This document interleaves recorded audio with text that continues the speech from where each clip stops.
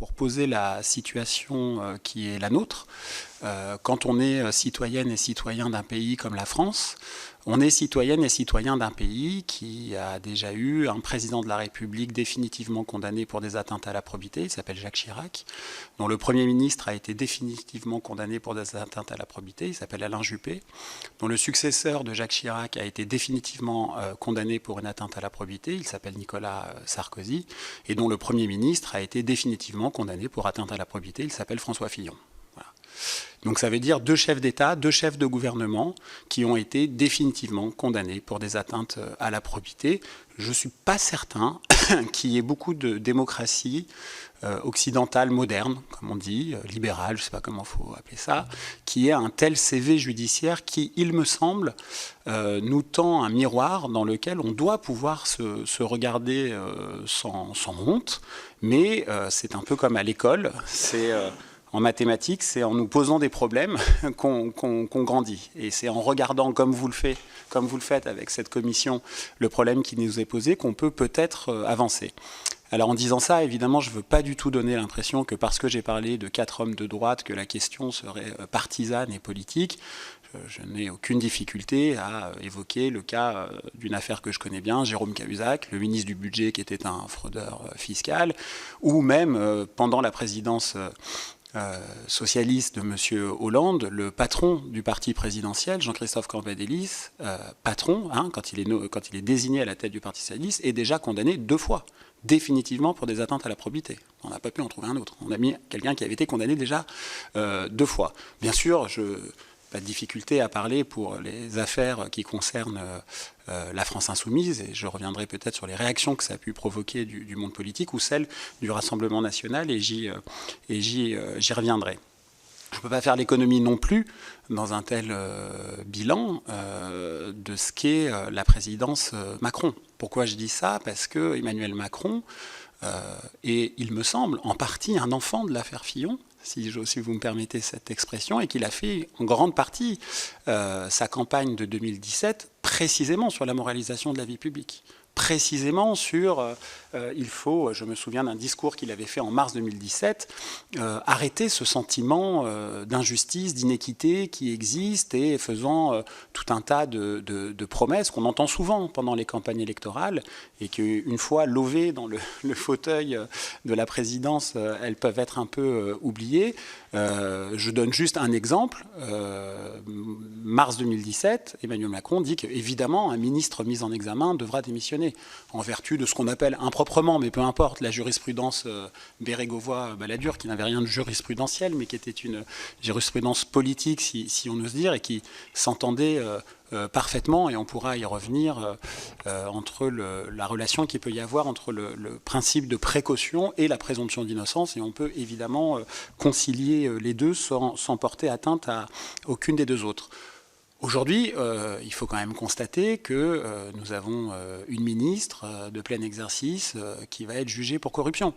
Nous avons un secrétaire général de l'Élysée qui est mis en examen et qui va probablement être renvoyé devant un tribunal correctionnel pour des faits de prise illégale d'intérêt.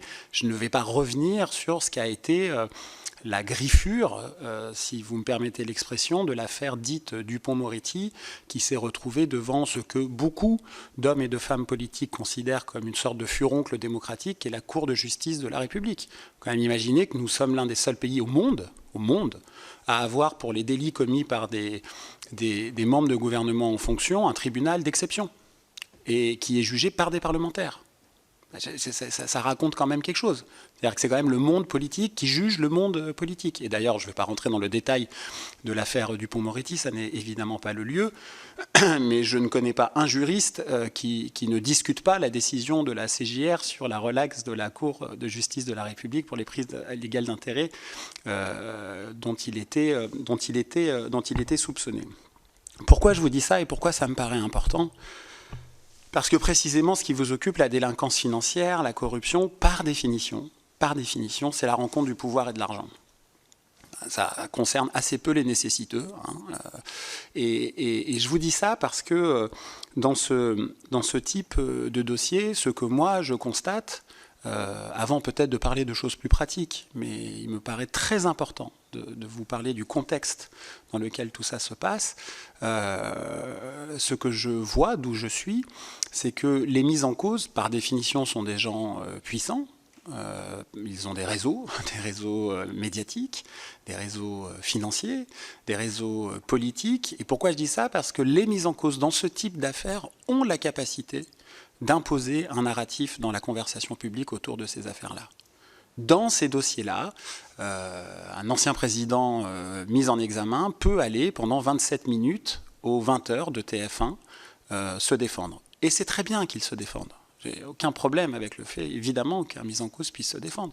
Puis quand ce même ancien président de la République est remis en examen en 2020 pour association de malfaiteurs, il va 45 minutes sur le plateau de la première chaîne d'infos en continu BFM TV. Je ne suis pas sûr que ni la première chaîne que j'ai citée, ni la seconde ont consacré ici 27 minutes et là 45 minutes pour expliquer, ne serait-ce qu'expliquer, avec toutes les prudences d'usage, quels sont les faits qui peuplent le dossier qui vaut les mises en cause. Je vous dis ça aussi parce que c'est dans ce type d'affaires où l'on voit un renversement de perspective qui, moi, me paraît proprement sidérant, sinon scandaleux. Souvent, les mises en cause ont justement la capacité, les mêmes qui demandent la tolérance zéro pour la délinquance du quotidien, la délinquance de droit commun, ont la capacité à s'inviter justement dans les médias pour faire le procès de la justice. Dans ces affaires, parce que précisément les policiers, les gendarmes, les douaniers, les procureurs, les juges d'instruction, qui mènent des enquêtes contre les atteintes à la probité, par nature, ils s'attaquent à des formes d'ordre établies. Eh bien, les mêmes vont à la radio, à la télé, pour dire que le problème dans ces affaires, c'est la justice. L'ancien président dont je parle, il faut quand même prendre conscience de ce dont nous parlons, a comparé la police anticorruption, l'OCLIF, l'Office central de lutte contre la corruption et les infractions financières et fiscales, à la Stasi, est-allemande. Ça s'est passé, ça a eu lieu. Dans une tribune dans le Figaro en 2014, il a comparé l'OCLIF à la Stasi. Les juges d'instruction ont été attaqués nommément par ce même ancien président de la République. Quand il a été mis en examen ou quand il a été condamné.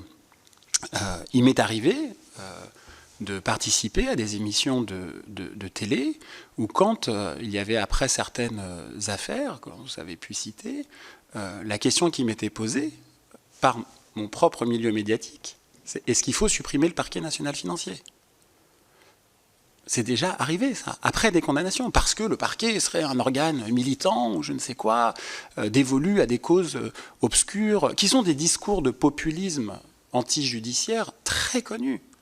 On a les mêmes au Brésil avec Bolsonaro, on a les mêmes aux États-Unis avec M. Trump, on a eu les mêmes avec Berlusconi en Italie, on a le même avec M. Netanyahou concernant ses affaires de corruption en Israël. Sur la délinquance financière, sur les atteintes à la probité, je propose toujours de décentrer et d'imaginer qu'on l'on parle d'un autre type de délinquance.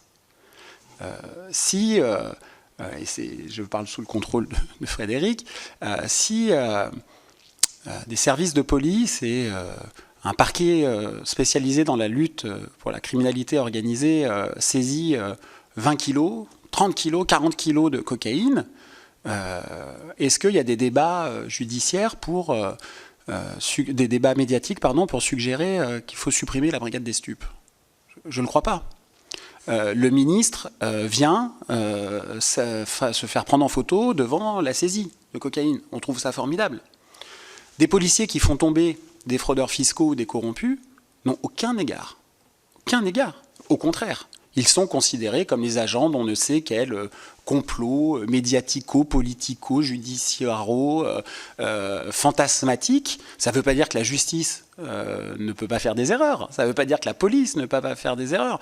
Mais les mêmes qui dénoncent le tribunal médiatique sont ceux qui n'ont aucun problème dans le débat public à installer l'idée qu'il y aurait un complot. C'est du pur conspirationnisme, qu'il y aurait un complot contre eux dans ce type d'affaires-là. C'est-à-dire que ça donne le sentiment, je vous dis ça parce que je crois que vis-à-vis des citoyennes et des citoyens de notre pays, ça peut donner le sentiment très dangereux que la loi n'est pas la même pour tout le monde, que ceux qui demandent l'application stricte de la loi et la répression, et ils ont raison, eh bien, les flammes judiciaires ne peuvent pas s'approcher de leur propre milieu, de la délinquance de leur milieu, qui est la délinquance financière.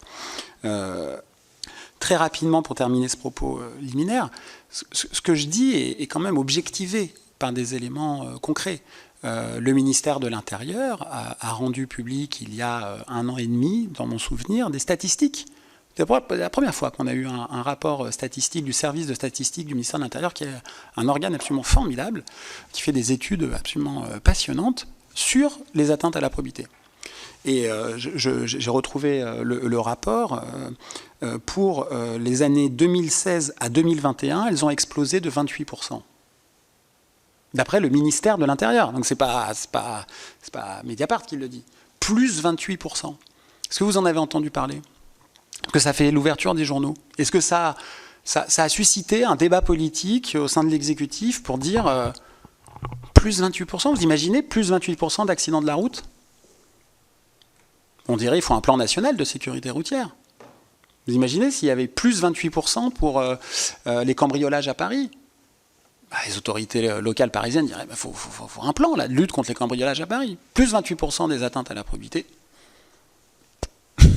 Je ne suis pas sûr qu'il y ait une seule personne qu'on peut prendre au hasard dans la rue qui soit au courant de ce dont nous parlons. Et c'est vrai qu'il y a l'ancien garde des Sceaux qui n'est pas resté longtemps, Didier Migaud, qui avait le projet, il l'avait annoncé publiquement, d'un plan national de lutte contre la corruption et les atteintes à la probité qui a disparu. L'autre donnée objective, c'est le classement de l'ONG Transparency International, qui a rendu son rapport encore tout récemment, et c'est l'indice de perception qui peut être discuté comme indice, évidemment, mais enfin le baromètre nous permet de voir l'évolution, et la France a chuté de 5 places. Et nous sommes désormais 25e. Nous, la patrie des droits de l'homme, je ne sais pas, mais de la Déclaration des droits de l'homme, le pays qui a au frontispice de ces bâtiments liberté, égalité, fraternité, nous sommes désormais 25e sur ce tableau, avec cette ONG qui nous dit que le risque est aujourd'hui objectif de ne plus contrôler la lutte contre la corruption. Donc voilà, je ne sais pas à partir de quand. Vous savez, moi je suis très attaché à une fable scientifique, qui est la fable de la grenouille, peut-être vous la connaissez. Alors c'est une fable, parce que des scientifiques ont essayé de la vérifier, et elle est inexacte, mais disons que philosophiquement elle est passionnante. Si vous mettez une grenouille dans une eau bouillante, elle sort du bocal parce que l'eau lui est parfaitement intolérable. Si vous la mettez dans une eau tiède que vous réchauffez petit à petit, eh bien, elle reste au risque de sa propre mort dans le réceptacle parce qu'elle s'est habituée. Et ce que je veux dire dans ce propos liminaire, avant de répondre à vos questions, c'est que essayons peut-être de ne pas être des grenouilles face à la délinquance financière et aux atteintes à la probité qui ne sont pas que des hochets pour la droite quand il y a des affaires de gauche, et pour la gauche quand il y a des affaires de droite. Ça nous raconte vraiment quelque chose du bien commun. Et derrière toutes ces histoires, il y a une petite tragédie qui fait, il me semble, beaucoup de mal et qui n'est pas sans lien sur une partie de la fatigue démocratique que l'on peut sentir dans les urnes.